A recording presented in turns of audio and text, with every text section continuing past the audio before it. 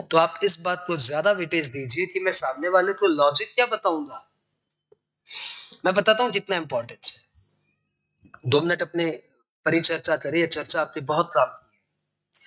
कल ऐसे कोई मुद्दे पे किसी सज्जन जो हमारे परिचित है, उनके साथ टैक्स को लेकर उनका एक प्रॉब्लम फंसा हुआ था और मुझे उनको बार बार आंसर देना पड़ रहा था। अब अपने परिचित इंसान है तो बार बार आंसर दे रहे हैं, वो पूछते जा रहे हैं व्हाट्सएप में, हम पूछते बताते जा रहे हैं, फिर थोड़ी देर बाद कॉल आंसर जा रहा है, फिर बताते जा रहे हैं।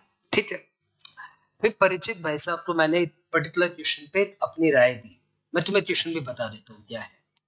क्वेश्चन ये था कि आप जीएसटी का क्वेश्चन था, तो वो क्वेश्चन भी आपके लिए काम का है, एग्जाम पॉइंट ऑफ व्यू से भी रेलिवेंट है। उन भाई साहब ने पूछा कि जीएसटी रजिस्ट्रेशन के लिए थ्रेशोल्ड सीलिंग 40 लाख है। मैंने बोला हाँ है। तो उन्होंने बोला ये 40 लाख में मेरा सप्लाई ऑफ गुड्स हुआ है 32 लाख, तो क्या मुझे जीएसटी में रजिस्ट्रेशन कराना है? तो मैंने पूछा 32 लाख तो आपकी सप्लाई ऑफ गुड्स है, और क्या काम करते हैं? बोला और तो अपनी फाइल में कुछ नहीं है, इंटरेस्ट इनकम है। तो मैंने बोला इंटरेस्ट इनकम, इंटरेस्ट हमारे जीएसटी लॉ में क्या माना जाता है? एग्जेम्प्टेड सप्लाई मानी जाती है।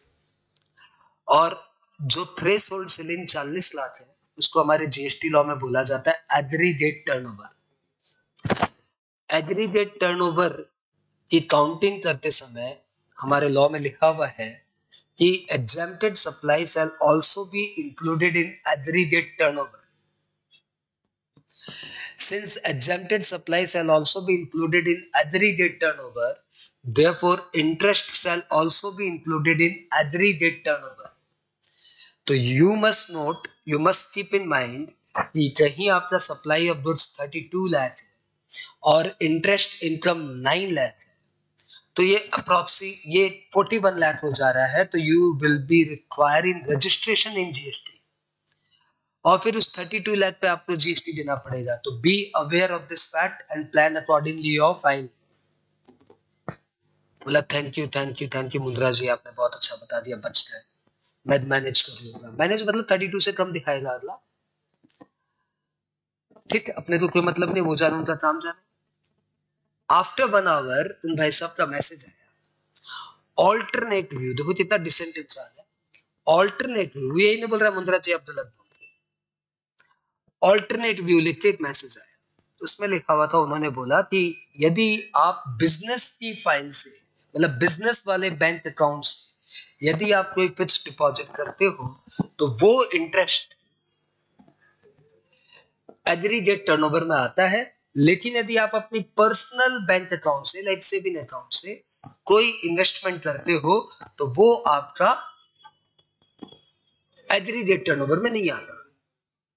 और अपने जानते हैं इंडिविजुअल अपना फिक्स डिपॉजिट सेविंग अकाउंट से बनाता है, करंट अकाउंट से उठाते कौन? एफडी बनाता है। इतना डिसेंटली ऑल्टरनेटिव व्यू बोलकर प्रेजेंट किया गया। अब यहाँ पे ही आपकी डेप्थनेस काम आती है। यहाँ पे यदि आप ये बात बोल दिए ना ना इंक्लूड होगा, ना इंक्लूड होगा, तो आप एक पुअर चार्टर्ड अकाउंटेंट हो, पुअर प्रोफेशनल हो, पुअर कॉस्ट अकाउंटेंट हो, पुअर जीएसटी नॉलेज वाले इंसान हो। अब यहाँ पे आपको डेप्थ में बताना पड़ेगा भाई साहब को कि आप में डेप्थ है, क्योंकि उसके पास 2 व्यू आ चुके हैं, वो आपको चैलेंज नहीं कर रहा है, वो यूजर है। कंज्यूम अपने जब किसी का माल लेते हैं तो अपने पूछते भैया इससे तो अच्छा ये लग रहा है, तो अपने उसके प्रोडक्ट को चैलेंज नहीं कर रहे हैं। अपने अननॉलेज बंदे अपने बोलते भैया मैं तो थोड़ा ये अच्छा लग रहा है, थोड़ा बता दीजिए कौन सा अच्छा, हम वैसे ले लेते हैं। अब यदि वो दुकानदारी सड़ा हुआ दिमाग में बोलता आपको जो अच्छा लेना लीजिए, अदरवाइज एक संजीदगी वाला दुकानदार क्या बोलेगा कि इसमें ये चीज है, इसमें ये चीज है, ये आपको दिखता मोटा है लेकिन वास्तव में ये अच्छा है, राइट? तभी आप उस प्रोडक्ट से सेटिस्फाइड हो, तो उसी दुकानदार से हमेशा मान लेते, राइट? राइट। तो वैसे ही यदि आप यहाँ पे अपनी प्रोफेशनलिज्म प्रूव कर पाएंगे तो वो आपका पक्का क्लाइंट बन जाएगा। और नहीं यही होगा। और कौन बोल दिया आपका? तो दिस इज योर इडियटनेस। इडियट बनते मतलब इन द सेंस आपको खुद को नहीं पता क्या हो रहा, you are unable to support your answer. So we had to write. Logically, he may be correct. I also appreciate this knowledge. But आपकी फाइल डिपार्टमेंट ना खोले, this is our primary objective. So this is important what the department treat, not what should have been. Because you are not going to defend your case in the court. It is just a matter that what should we do ताकि department अपनी file ना खोले. So this is to be noted. How do the department treat it? So department has given one advance ruling. Department one has given one judgment in which they have considered interest as part of aggregate turnover. Even interest on saving account has been treated as part of the turnover. And then I cited the case study. आप समझ लीजिए वो client अब आपका है. यानी आप जब जजमेंट देते हो ना, तो you are a poor chartered accountant, poor cost accountant, poor GST practitioners. जब आप अपने आंसर्स को सब्सटेंशिएट करते हो, when you support your answers with a materialistic content, then only it will be termed as perfect. Perfect, I will go with you. इसलिए जो चीज एक अच्छे प्रैक्टिशनर्स को करनी चाहिए, वही चीज एक अच्छे स्टूडेंट को करनी चाहिए. बिकॉज आप भी तो 3 साल बाद, 2 साल बाद, 1 साल बाद एक अच्छे प्रैक्टिशनर, तो आपको भी अपने आंसर्स को सब्सटेंशिएट करना सीखना चाहिए रेदर देन आंसर देना. I hope you got it. Don't just give the answer. भले ही आपका एमसीक्यू में भी आ जाए ना, एमसीक्यू का भी कोई क्वेश्चन आ जाए ना, आपने आंसर दे दिया ये होगा, परंतु एक बार डेप्थ में सोचो, 3 नंबर का आ गया तो क्या बनूंगा, क्या लिखूंगा, how will I substantiate my answer. This is very important. यदि मैं उस बंदे का, ये देखो 32 लाख की फाइल थी, तो हम लोग बोले डिपार्टमेंट तुम्हारी फाइल ना खोले तो बढ़िया है. यदि 320 करोड़ की फाइल होती, तो हमें मालूम है डिपार्टमेंट तो फाइल खोले गई, चाहे कुछ भी कर लो. तो उस समय अपना ये डिफेंड नहीं होता कि डिपार्टमेंट फाइल ना खोले. अब ये 320 करोड़ का केस होता, तो मैं बोलता आप इसको बोलिए इंटरेस्ट इंक्लूड नहीं होगा, क्योंकि ये तो पता ही है कि वो तो इंक्लूड करेगा ही, वो तो खोलेगा ही और इंटरेस्ट इंक्लूड करेगा ही. हम लोग को ये डिपेंड करना है कि इंटरेस्ट इंक्लूड नहीं होगा. लेट्स सी कितना भयंकर डिफेंस है अपना, कितना भयंकर डिफेंस है. यहां से आपका एकेडमिक नॉलेज इनहैंस होगा. ये 10 मिनट आपका एकेडमिक्स है. Whether interest to be included in turnover or not, that is the question. Now, my view, भाड़ में जाए डिपार्टमेंट की एडवांस, उसका कल ही कितनी एडवांस रूलिंग वाले, तो जो एडवांस रूलिंग देता है उसको आता ही क्या है, कुछ नहीं आता उसको. जज बन गया इसका मतलब ये थोड़ी है कि तुम नॉलेजेबल हो गया. अरे पुजारी बन गया इसका मतलब ये थोड़ी है कि तुम भगवान के नजदीक हो गया. भगवान के नजदीक तो हम भी हो सकता है, जो पूजा मंदिर की इस तरफ खड़ा हो सकता है ना. तो जीएसटी का तुम एडवांस रूलिंग अथॉरिटी का जज है, इसका मतलब ये थोड़ी है कि तुमको मेरे से बेसिक नॉलेज हो गया. वो तो डिपेंड करता है कौन कितना शिद्दत से पढ़ता है. तो जज ने वो जजमेंट दिया हुआ है कि interest will be included in the aggregate turnover. But listen me what I want to say. What is aggregate turnover? Aggregate turnover means आपकी जितनी भी ब्रांचेस है उन सब का मिला के टर्नओवर, उसमें एग्जेम्प्टेड सप्लाई का भी टर्नओवर काउंट होगा. Perfect. Interest is a type of exempted supply, ऐसा हमारे नोटिफिकेशन में दिया हुआ है. एग्जेम्प्टेड सप्लाई में क्या क्या आता है, तो उन्होंने इसमें लिखा है कि money lending borrowing depositing against the consideration of interest will be treated as exempted supply, will not be liable to GST. ठीक है. But my question is, money lending borrowing यदि बिजनेस से रिलेटेड हो, then only it is a supply. Because what is supply? As per section 7, subsection 1, clause A, supply means any barter, exchange, transfer, leasing, lending, borrow, whatever against a consideration for furtherance of business. So anything which is not related to furtherance of business, it is not a supply at all. तो मैं एक coaching centre चलाता हूँ, वहां से मेरा एक current account खुला हुआ है, बच्चों की फीस उसमें आती है। उस बैंक अकाउंट से यदि मैं कोई एफडी किया तो this is incidental to my business.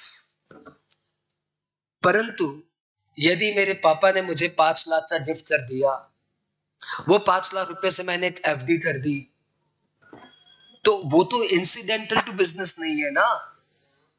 और जब वो इंसिडेंटल टू बिजनेस ही नहीं है तो फिर वो बिजनेस के पार्ट में भी नहीं आएगा, फर्दरेंस ऑफ बिजनेस में भी नहीं आएगा, फर्दरेंस ऑफ बिजनेस में नहीं आएगा तो सप्लाई में नहीं आएगा। जब सप्लाई नहीं है तो एग्जेम्प्टेड सप्लाई कहां से होगी? The thing which is not a supply, how it can be exempted supply? बाहर मेहतर आया, उसको बोला अच्छा जा जा मैं तुझसे फीस नहीं लूंगा। अबे जब वो तेरा स्टूडेंट ही नहीं है तो तुम उससे फीस क्यों लेगा?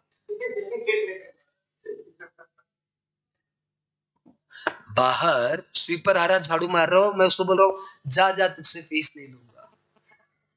वो बोला क्या बोल रहे भैया? बोला मैं तुझसे फीस नहीं लूंगा, तू एग्जाम्प्टेड है। मैं तुझसे फीस मतलब क्या बोल रहा हूँ भैया, पागल हो?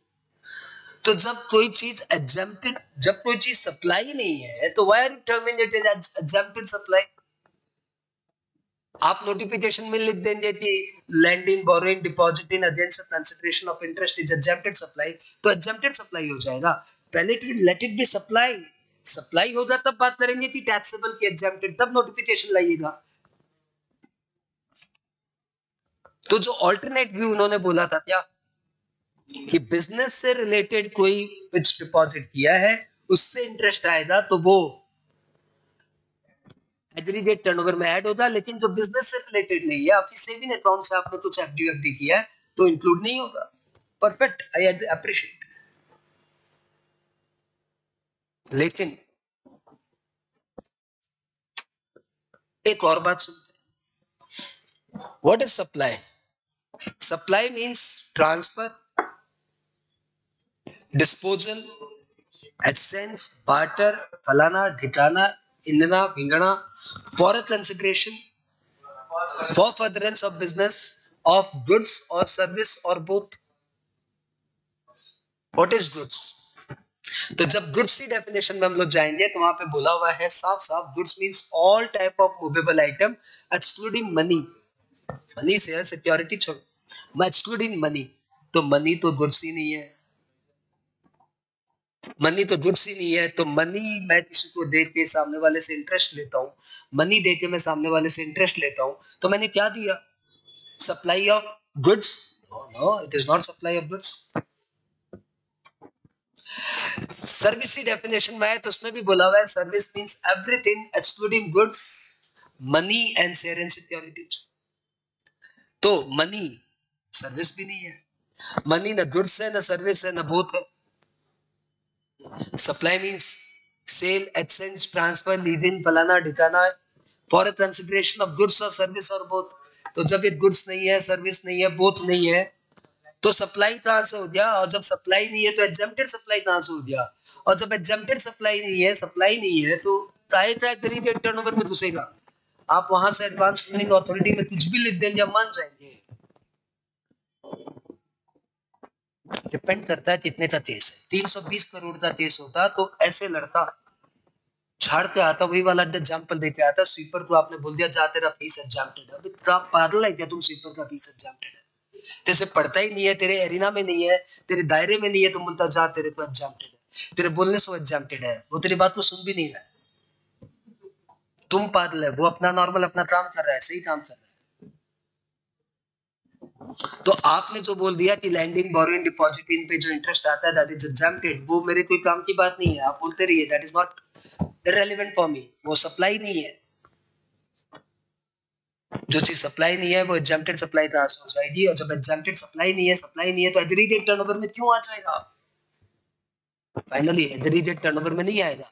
लेकिन वो मुझे भी पता है, लेकिन आपका तो केस 32 लाख का पैसा, आप कोर्ट में जाते इतनी बातें सुनाने का पैसा देंगे मेरे को? नहीं।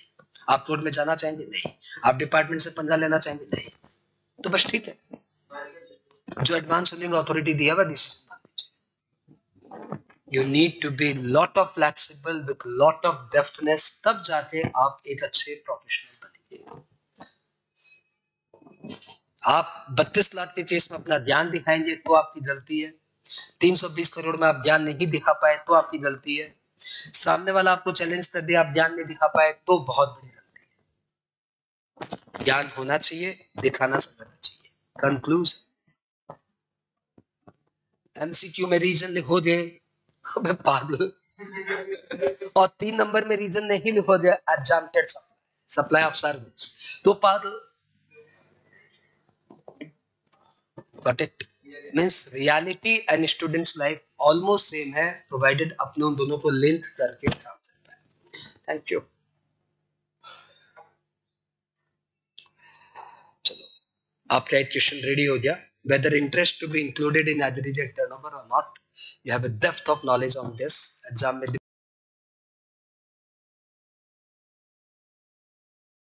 डिपेंड करता है कितने मार्क्स का आता है।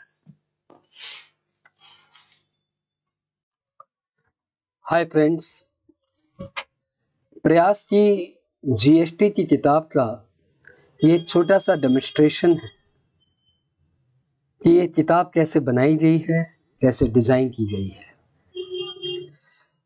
वैसे तो प्रयास की हर किताब भी बहुत ही स्टूडेंट फ्रेंडली होती है, परंतु इस किताब ने तो सारे रिकॉर्ड तोड़ दिए। हर स्टूडेंट्स ने इसका फीडबैक शानदार दिया। जितने भी यूजर हैं उस सभी ने इस किताब को बहुत अप्रिशिएट किया। तो मुझे लगा कि एक वीडियो बना के मैं सबको बता दूं कि भाई इस किताब से सबको फायदा हो रहा है। आपको भी यदि फायदा मिल जाए तो मुझे खुशी होगी। आपके मन में सवाल आता है, ऐसी क्या बात है इस किताब में? आप तो किताब ही होगी। डेफिनेटली ये किताब की तरह ही ये किताब है, प्रिंटेड बुक है, लेकिन इसमें कुछ ऐसे फीचर्स हैं जिसके कारण ये किताब काफी हद तक ट्यूशन को रिप्लेस कर देती है। देखिए, कोई भी चीज किसी को भी रिप्लेस नहीं कर सकती परफेक्टली। कोई किताब ट्यूशन को रिप्लेस नहीं कर सकती और कोई भी ट्यूशन बुक को रिप्लेस नहीं कर सकती। लेकिन फिर भी यदि आप इस किताब को लेते हो तो बहुत हद तक आपको ट्यूशन की रिक्वायरमेंट नहीं होगी। तो वो स्टूडेंट्स जो किसी भी कारण से ट्यूशन नहीं ले पा रहे हैं, उनके लिए वीडियो बहुत काम का है और यह किताब बहुत ज्यादा ही काम की है। डेमोन्स्ट्रेशन के लिए मैं आपको एक चैप्टर दिखाता हूं, इसका रजिस्ट्रेशन। बिलीव कीजिए कि जैसा ये चैप्टर है वैसे के वैसे सारे चैप्टर। इंट्रो चैप्टर कोई भी टीचर कोई भी ऑथर अपने बुक का सबसे अच्छा बनाने की कोशिश करता है। मैं ये इंट्रो के बाद 10वां चैप्टर ले रहा हूं ताकि किसी को ऐसा ना लगे कि यार इंट्रो अच्छा बनाया होगा, बीच में ऐसे ही होगा। रजिस्ट्रेशन चैप्टर, एक बार देखते इस किताब में क्या स्पेशलिटी है। हर किताब की तरह इसमें भी पहले लॉ को बहुत ही सिंप्लीफाइड लैंग्वेज में समझाया गया है। ये वो लैंग्वेज है जो आप एग्जाम्स में यूज कर सकते हैं, जैसे इंट्रोडक्शंस, सिग्निफिकेंस ऑफ रजिस्ट्रेशन और 2 लाइनें लिखी हुई है। उसके बाद ये जो इसका लेट्स चैट फीचर है ना, ये इसकी स्पेशलिटी है। लेट्स चैट फीचर में हमने क्या किया है कि जैसे एक टीचर क्लास में जब समझाता है तो जिस भाषा का यूज करता है वो हिंदी इंग्लिश को मिक्स करके कैसे भी करके सिंपल वे में वो चीज समझाने की कोशिश करता है, वही प्रयास हमने किताब में किया है। जैसे रजिस्ट्रेशन हो तो जीएसटी में सप्लायर का स्टेटस है, रजिस्टर्ड हो तो आईटीसी मिलेगा, रजिस्टर्ड हो तो टैक्स इनवॉइस रेज कर सकते हैं, एंड कस्टमर में जीएसटी, कस्टमर से जीएसटी चार्ज कर सकते हैं। Requirement of registration, threshold ceiling से एग्रीगेट टर्नओवर ज्यादा हुआ तो रजिस्ट्रेशन कराना पड़ेगा। थ्रेशोल्ड सीलिंग से एग्रीगेट टर्नओवर ज्यादा हुआ तो रजिस्ट्रेशन कराना पड़ेगा, एंड जीएसटी देना पड़ेगा। यदि मणिपुर ब्रांच का turnover 6 lakh and Himachal Pradesh branch का टर्नओवर 38 लाख है तो दोनों ब्रांच का रजिस्ट्रेशन कराना होगा। यदि मणिपुर ब्रांच का टर्नओवर 6 लाख है एंड हिमाचल प्रदेश ब्रांच का टर्नओवर 8 लाख है तो सिर्फ मणिपुर में आपको रजिस्ट्रेशन कराना होगा, क्योंकि मणिपुर ब्रांच के लिए aggregate turnover threshold ceiling 10 lakh से ज्यादा है, परंतु हिमाचल के लिए थ्रेशोल्ड सीलिंग 40 लाख। तो आपने देखा, जो हम आपको क्लास में जिस तरीके से समझाते हैं उसी तरीके से हर प्रोविजंस को लेट्स चैट के माध्यम से कराया गया है। हर पैरा के नीचे हमने इसे यूज किया है ताकि स्टूडेंट्स ज्यादा से ज्यादा कंफर्टेबली इसको समझ पाए। Let's chat. इसके अलावा जीएसटी में स्टूडेंट्स की प्रॉब्लम ये रहती है कि किताबों में सम्स इलस्ट्रेशंस कम रहते हैं, लेकिन हमारा तो हर प्रोविजंस इलस्ट्रेटेड है। हर प्रोविजंस के नीचे हमने इलस्ट्रेशन डाला है। इवन रजिस्ट्रेशन जैसे थ्योरी चैप्टर में भी आपको इलस्ट्रेशंस की भरमार नजर आए।